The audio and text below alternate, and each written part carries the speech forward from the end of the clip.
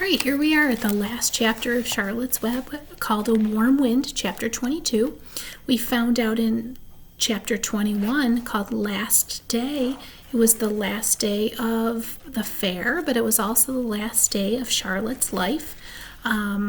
We found out that Templeton went and got Charlotte's egg sack, and Wilbur put the egg sack in his mouth to take home with him, so he'd have Charlotte's children with him in the at the farm. All right, here we are, last chapter. And so Wilbur came home to his beloved manure pile in the barn cellar. His was a strange homecoming. Around his neck he wore a medal of honor. In his mouth he held a spider's egg sack. There was no place like home, Wilbur thought, as he placed Charlotte's 514 unborn children carefully in a safe corner. The barn smelled good. His friends and the sheep and the geese were glad to see him back. The geese gave him a noisy welcome. Congratulations, they cried. Nice work. Mr. Zuckerman took the medal from Wilbur's neck and hung it on a nail over his pig pen where visitors could examine it. Wilbur himself could look at it whenever he wanted to. In the days that followed, he was very happy. He grew to a great size. He was no longer worried about being killed, for he knew that Mr. Zuckerman would keep him as long as he lived. Wilbur often thought of Charlotte. A few strands of her old web still hung in the doorway. Every day Wilbur would stand and look at the torn, empty web, and a lump would come to his throat.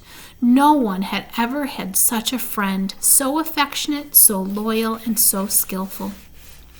The autumn days grew shorter. Lurvy brought the squashes and pumpkins in from the garden and piled them on the barn floor where they wouldn't get nipped on frosty nights. The maples and the birches turned bright colors, and the wind shook them, and they dropped their leaves one by one to the ground. Under the wild apple trees in the pasture, the little red apples lay thick on the ground, and the sheep gnawed them, and the geese gnawed them, and the foxes came in and out and sniffed them. One evening, just before Christmas, snow began falling. It covered house and barn and fields and woods. Wilbur had never seen snow before. When morning came, he went out and plowed the drifts in his yard for the fun of it. Fern and Avery arrived dragging a sled. They coasted down the lane and onto the frozen pond in the pasture. "Coasting is the most fun there is," said Avery.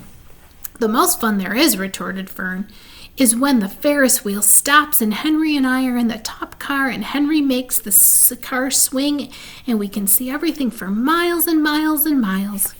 "Goodness, are you still thinking about that old Ferris wheel?" said Lurvy in disgust. "The fair was weeks and weeks ago." "I think about it all the time," said Fern, picking snow from her ear. After Christmas, the thermometer dropped to 10 below zero. Cold settled on the world. The pasture was bleak and frozen. The cows stayed in the barn all the time now, except on sunny mornings when they went out and stood in the barnyard in the lee of the straw pile. The sheep stayed near the barn, too, for protection. When they were thirsty, they ate snow.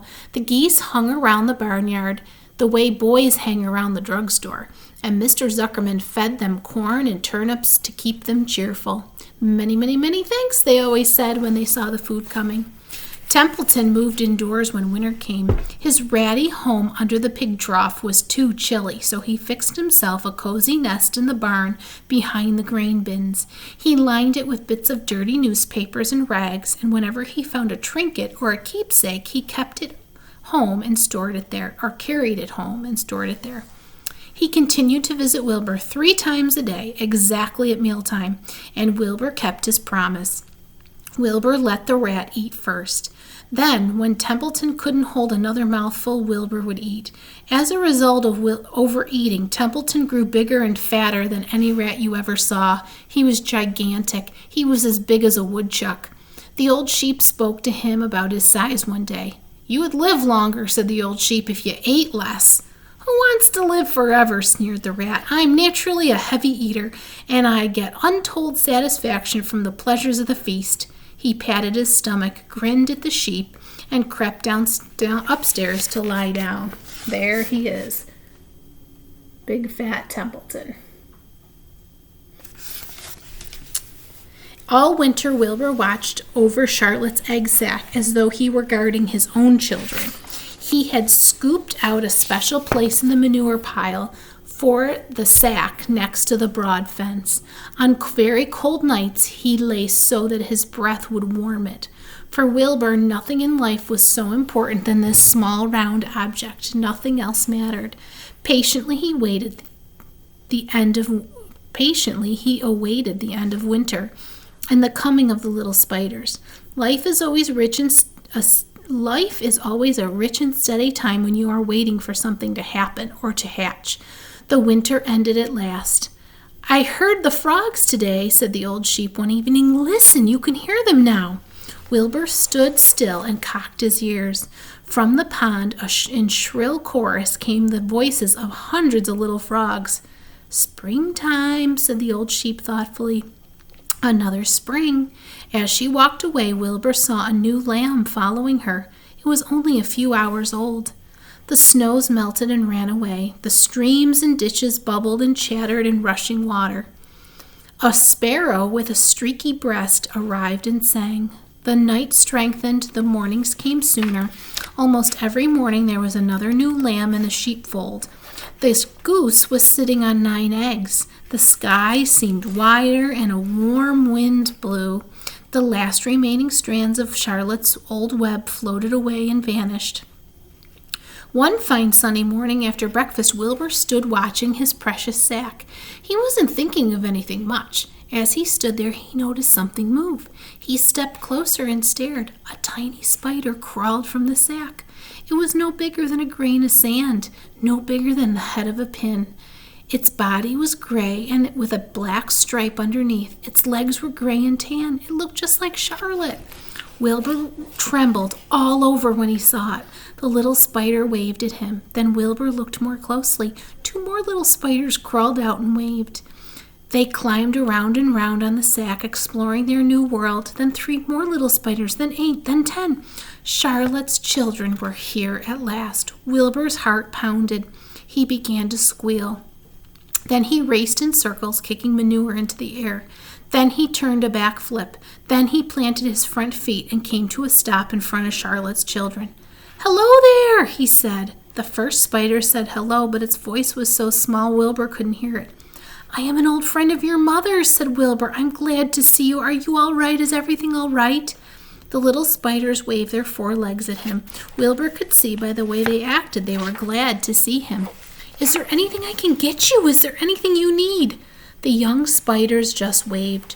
For several days and several nights they crawled here and there and up and down and around and about, waving at Wilbur, trailing tiny drag lines behind them and exploring their home. There were dozens and dozens of them. Wilbur couldn't count them, but he knew he had a great many new friends. They grew quite rapidly. Soon each of them was as big as a BB shot. They made tiny webs near the sack. Then came a quiet morning when Mr. Zuckerman opened a door on the north side. A warm draft of rising air blew softly through the barn cellar. The air smelled of damp earth, of spruce woods, and of sweet springtime. The baby spiders felt the warm updraft. One spider climbed to the top of the fence. Then it did something that came as a great surprise to Wilbur. The spider stood on its head, pointed its spinnerets in the air, and let loose a cloud of fine silk. The silk formed a balloon. As Wilbur watched, the spider let go of the fence, and it rose in the air. "Goodbye," it said as it sailed through the doorway. "Wait a minute," screamed Wilbur. "Where do you think you're going?" But the spider was already out of sight. Then another baby spider crawled to the top of the fence, stood on its head, and made a balloon and sailed away. Then another spider, then another. The air was soon filled with tiny balloons, each balloon carrying a spider. Wilbur was frantic. Charlotte's babies were disappearing at a great rate. So there's a picture of Wilbur looking at the little spiders blowing away on the wind. They're making little balloons with their silk. "Come back, children," he cried. "Goodbye," they called. "Goodbye." At last, one little spider took enough time to stop and talk to Wilbur before making its balloon. "We're leaving for the warm updraft. This is our moment for setting forth. We are aeronauts, and we are going out into the world to make webs for ourselves." But where? Asked Wilbur. Wherever the wind takes us, high, low, near, far, east, west, north, south. We take the breeze, we go as we please. Are all of you going? Asked Wilbur. You can't all go. I would be left alone with no friends. Your mother wouldn't want that to happen, I'm sure. The air was so full of balloonists that the barn cellar looked almost as though a mist had gathered. Balloons by the dozens were rising, circling, and drifting away through the door, sailing off on the gentle wind. Cries of goodbye, goodbye, goodbye came weakly to Wilbur's ears. He couldn't bear to watch any more. In sorrow, he sank to the ground and closed his eyes. This seemed like the end of the world, to be deserted by Charlotte's children. Wilbur cried himself to sleep. When he woke in the late afternoon, he looked at the egg sack. It was empty. He looked in the air. The balloonists were gone. Then he walked drearily to the doorway where Charlotte's web used to be. He was standing there, thinking of her, when he heard a small voice. "Salutations," it said. "I'm up here." "So am I," said another tiny voice. "So am I," said a third. "Three of us are staying. We like this place and we like you." Charlotte looked up. At the top of the doorway, 3 small webs were being constructed. On each web, working busily, was one of Charlotte's daughters. There you can see 3 spiders there. 3 of Charlotte's children. "Can I take this to mean," asked Wilbur, "that you have definitely decided to live in the barn cellar, and I am going to have 3 friends?" "You can indeed," said the spiders. "What are your names, please?" asked Wilbur, trembling with joy. "I'll tell you my name," replied the first little spider, "if you tell me why you are trembling." "I'm trembling with joy," said Wilbur. "Then my name is Joy," said the first spider. "What is my mother's middle initial?" asked the second spider. "A," said Wilbur. Then my name is Aranea," said the spider. "How about me?" asked the third spider. "Will you just pick out a nice, sensible name for me? Something not too long, not too fancy, not too dumb." Wilbur thought hard. "Nellie," he suggested. "Fine, I like that very much," said the third spider. "You may call me Nellie." She daintily fastened her orb line to the next spoke of the web. Wilbur's heart brimmed with happiness. He felt that he should make a short speech on this very important occasion.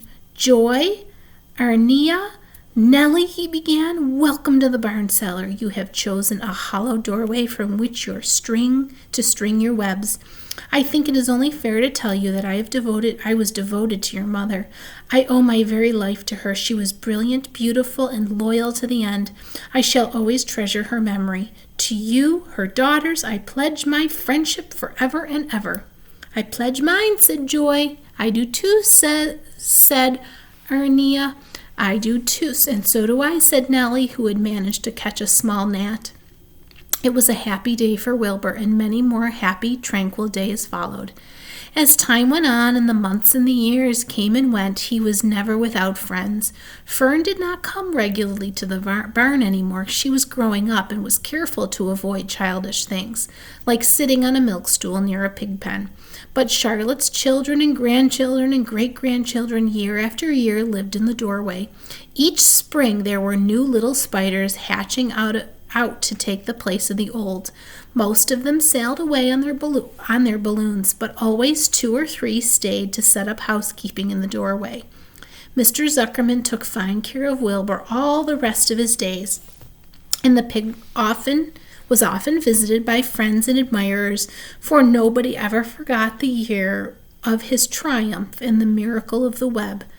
Life in the barn was very good. Day and night, winter, summer, spring and fall, dull days and bright days. It was the best place to be, thought Wilbur. This warm, delicious cellar with the silly geese, the changing seasons, the heat of the sun, the passage of the swallows, the nearness of rats, the sameness of sheep, the love of spiders, and the smell of manure, and the glory of everything. Wilbur never forgot Charlotte. Although he loved her children and grandchildren dearly, none of the new spiders ever quite took her place in his heart. She was in a class by herself, It is not often that someone comes along who is a true friend and a good writer. Charlotte was both. The end. And that was the end of our story.